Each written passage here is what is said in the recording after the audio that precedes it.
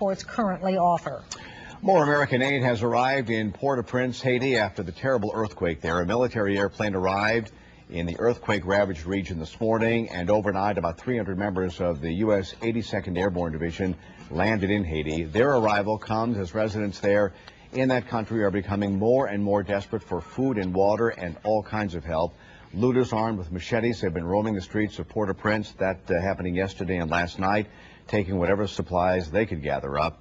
To help with security, about 5,000 more American soldiers are expected to arrive in Haiti very soon.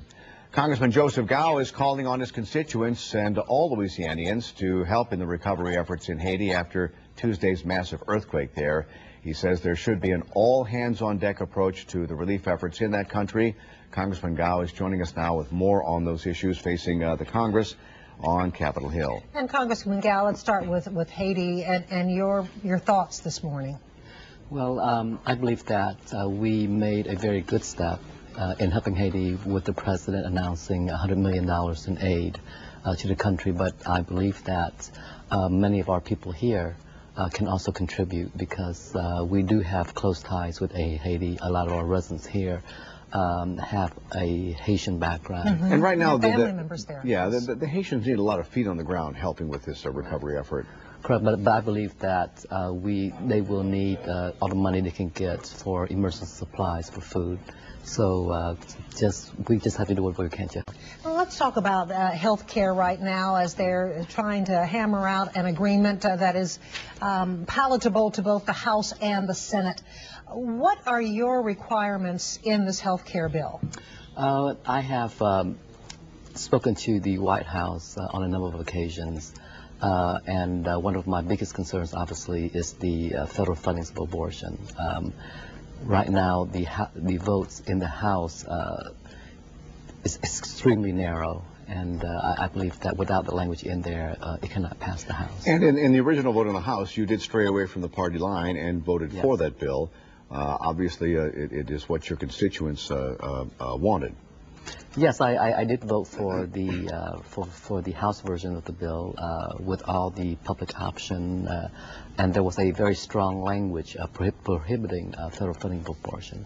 And you've taken a lot of heat for your position. Talk about that. Well, obviously, many of the people around the country were angry with my decision, but that's part what comes with the job. And the bill you voted for had the public option in it, obviously, or it seems likely that will be dropped in this compromise version with the Senate and the House to get some kind of health care reform passed. Are you okay with that? I am okay with that. I believe that with the public option, it might be a better bill, but even without the public option, I believe that we still need health care reform, and the bill has to pass. And I want to talk to you briefly about your trip to Vietnam. That was something that was difficult for you to receive a visa, was it not, to return to your home country? Correct. The Vietnamese government in the beginning did not want me to go into Vietnam. Because, a U.S. congressman? Yes. I've been very critical of the Vietnamese government in their human rights and religious freedom violations. So they felt that it could have been potentially explosive. And what did you find when you got there?